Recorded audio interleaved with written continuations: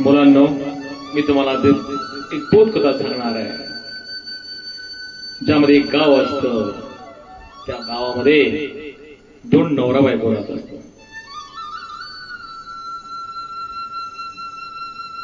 त्या दोघांची नेहमी एकमेकांसोबत भांडणं व्हायची. नवरा बाहेरून कामावरून आला, बूट चप्पल त्यानं काढली, घरामध्ये आला की लगेच एकमेकांच्या तोंडाला लागायचे. बायकोनं म्हणायचं तुम्ही उशिराच आले, तुम्ही लवकरच आले. त्यानं म्हणायचं भाजीच चांगली झाली नाही, मला पाणीच वेळेवर दिलं नाही. कशावरून सारखा वाघ भेटायचा. आणि हा वाघ एक दिवस नाही, 2 दिवस नाही, वर्षानुवर्ष चालूच होता. त्या बाईला या गोष्टीचा वीट आला, कंटाळा आला त्याला. रोज भांडण. त्याच गल्लीमध्ये एक अनुभवी म्हातारी होती, आजी होती. ती अशाच अनेकांच्या समस्या सोडवायची. तिच्या कानावर आलं की ती आजी खूप अनुभवी आहे, आपण एकदा आजीला आपली समस्या सांगावी, आपली अडचण सांगावी. म्हणून ती त्या आजीकडे गेली आणि आजीला म्हणाली, आजीबाई, माझ्या घरामध्ये रोज भांडण होतो नवऱ्याचं माझं, मला काहीतरी विलाज सांगावं, काही उपाय सांगावं.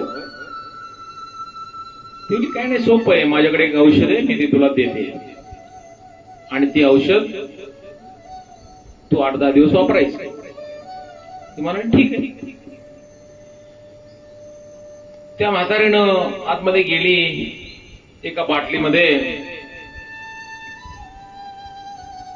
एक पावशरभर ते औषध तिला दिलं आणि सांगितलं, नवरा घरामध्ये आला की तू हे औषध तोंडामध्ये धरायचं, बाहेरही फेकायचं नाही आणि आतमध्ये गिळायचंही नाही.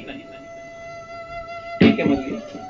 गेली ते औषध घेऊन घरी गेल्यानंतर नवरा आला, बॅग ठेवली, चप्पल बूट काढले, कशाहून तरी त्यानं केलं चालू. पण नवरा आल्या तिनं आजीनं सांगितलेलं केलं, ते औषध तेवढं तोंडामध्ये घेतलं.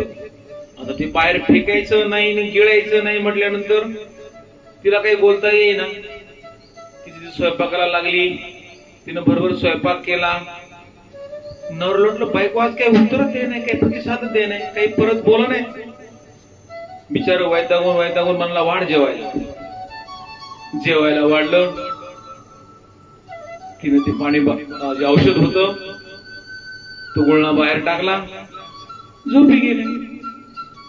सकाळी परत उठले,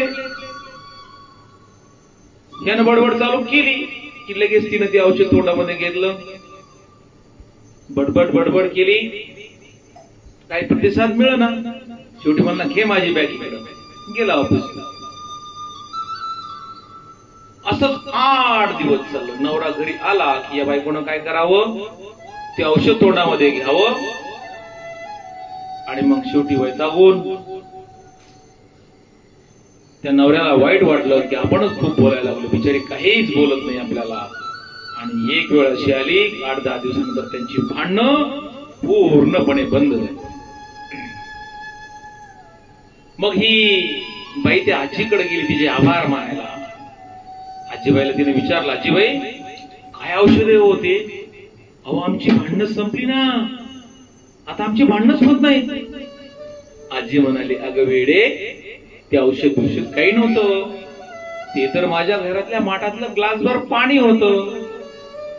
अगं पण तुमची भांडणं मिटली ना, त्याचं कारण तुला कळालं का? अगं ज्यावेळी नवरा तुझ्या तोंडाला लागायचा त्यावेळेस तू पण त्याच्या तोंडाला लागायची. दोन्ही अग्नी झाल्यानंतर आग भडकणार आहे का विझणार आहे? ती म्हणे भडकणार आहे. अगं मग ज्या वेळेस आपल्याला एखादी आग जर विझवायची असेल, आग वाढू द्यायची नसेल, भांडण पेटू द्यायचं नसेल, तर एकानं अग्नी झालं तर दुसऱ्यानं पाणी व्हावं. ते औषध काही नव्हतं, माझ्या घरातलं पाणी होतं, पण त्या पाण्यामुळे तुला मौन पाळावं लागलं. मौन ही या जगामधली सगळ्यात श्रेष्ठ गोष्ट आहे. मौन सर्वार्थ साधनम. धन्यवाद.